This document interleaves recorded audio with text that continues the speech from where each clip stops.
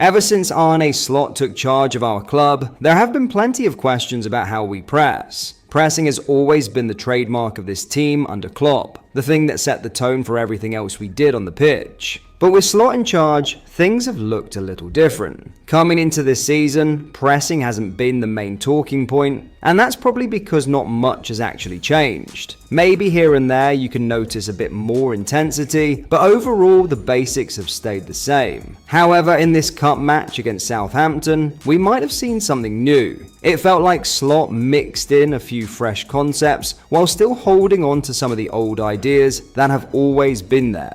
That balance is what makes this game so interesting to break down. So with all that said, and without wasting any more time, let's dive into the analysis and see exactly how Liverpool set up their press against Southampton. From goal kicks, you could call our setup whatever you like. It could look like a 4-4-2, maybe even a 4-3-3. The truth is, we didn't stick to one clear shape. What we had were clear intentions. In this example, you can see Chiesa tucking inside next to Isak, while Ngumoha hangs a little deeper on the left. Why does he do that? Because with Nyoni pushing higher and Jones also holding a deeper role on Ngumoha's side, we ended up blocking that entire left channel for the opposition. If they try to play short there, they're taking a big risk. And if they look to switch the ball to their left back, Frimpong is already waiting to pounce and press aggressively. So what we've really done here is steer them toward their right side. And why would we want that? By forcing play in one direction, we shrink the space they can use.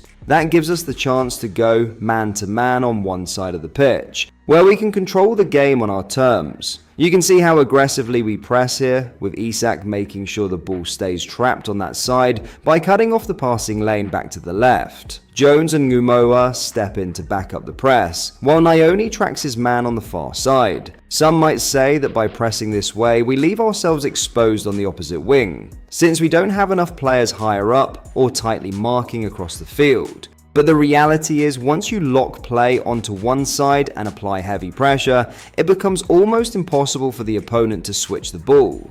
The player in possession is under intense pressure, and on top of that, the distance of the pass and the angle required make it a near impossible task. The few times a team even attempts it, the pass is usually sloppy or slow, and by then we have time to recover. So why not just commit to a full man-to-man system? Why go through all this extra work instead? The answer lies in how important direct play and quick transitions have become in today's game. If you go pure man-to-man, you risk leaving yourself wide open to long balls played in behind. By pressing the way we do here, we always keep a +1 at the back. That extra man is usually covered by a midfielder, and in this case it's Endo who protects the space right in front of our defensive line. Watch the sequence closely. Gomez follows Archer as he drops deep, and with Endo stepping in to help, they're able to dispossess him quickly. Now, if you reset the picture and move Gomez and Archer back to their starting spots,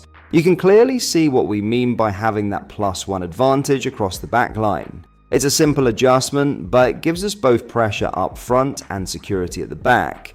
You can also see this +1 on the defensive line when we played against Everton. In that match, we even allowed 3 of their players a little more space compared to the rest. But that was intentional. Keeping an extra defender at the back makes perfect sense against the Toffees, because they rarely try to build up from the back. Instead, their main approach is to launch long balls forward and fight for the second balls to push up the pitch. By having that extra man behind, we were better prepared to deal with those situations and cut off their main route of progression before it became dangerous. Like every tactical approach in football, ours has its pros and cons. And while this next sequence we're about to break down didn't end up creating danger for Southampton, it does show how our pressing shape can be exposed. This time the play started in open play, not from a restart like the earlier example. That difference matters. You can usually press more effectively during restarts such as goal kicks or fouls, because the team has time to set itself up properly and press from shorter distances. Here though, you can see a cluster of our players gathered on our right side, once again blocking that channel and forcing Southampton to play down their own right. The idea was still to go man-to-man. Robertson stepped out to press their left back, while Jones stayed slightly deeper to cover the space Robbo had left behind. But with Nyoni arriving late to press the central area, and at the same time having to keep an eye on another Southampton player, they managed to slip the ball to a free man in the middle. From there, they switched play toward the underloaded side. Luckily for us, the move broke down before it became a real threat. In the second half, it looked like we shifted into almost full man-to-man pressing, especially during restarts. As we mentioned earlier, those moments allow you to shorten the distances because of how high you can set your position before the ball is played again. In this sequence, you can see Nyoni and Jones. Tough Jones is just out of the frame, marking the opposition pivot players. Chiesa and Ekitike are set and ready to jump onto the centre-backs, while Ngumoha, also off-screen, is tracking the left-back. Once the ball is played, Frimpong immediately steps forward to press the left-back aggressively. The move ends with Nyoni getting a foot in and knocking the ball out of play, completely stifling the opponent's attempt to build out from the back. It's a small detail, but moments like these show how man-to-man pressing during restarts can suffocate an opponent before they even begin to progress. So what can we really take away from this game? Well, first of all, it's clear to see that Liverpool's pressing ideas are still very much alive. Even with a rotated team, the structure and the intention behind the press stood out. It wasn't about sticking to one fixed shape, but about setting traps, forcing the opponent into certain areas, and making sure the team could squeeze space and win the ball back. The little details we talked about, like keeping a +1 at the back, or pressing more aggressively from restarts, show how much thought goes into every moment off the ball. At the same time, we should also keep in mind the level of the opposition. Facing a championship side is still not the same as facing a top Premier League team. Against stronger opposition, some of the flaws we saw, like leaving the free man in the middle or being late to close space, could have been punished more severely, which in all fairness we struggled with against Arsenal. So while the pressing looked good, it's not the perfect picture yet, but in many ways that's the positive side of it. With young players like Nyoni and Ngumoha involved, and with a rotated squad, Liverpool still managed to show clear tactical discipline and energy in the press.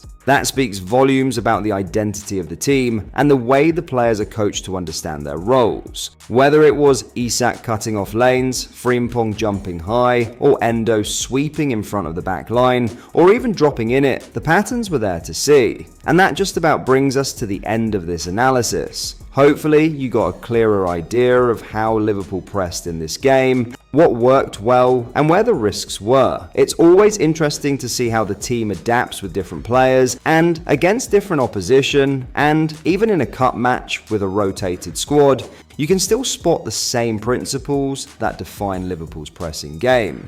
Thanks a lot for watching and sticking through the breakdown. If you enjoyed it, make sure to leave a like, share your thoughts in the comments, and subscribe if you want to see more of these tactical videos. We'll catch you in the next one.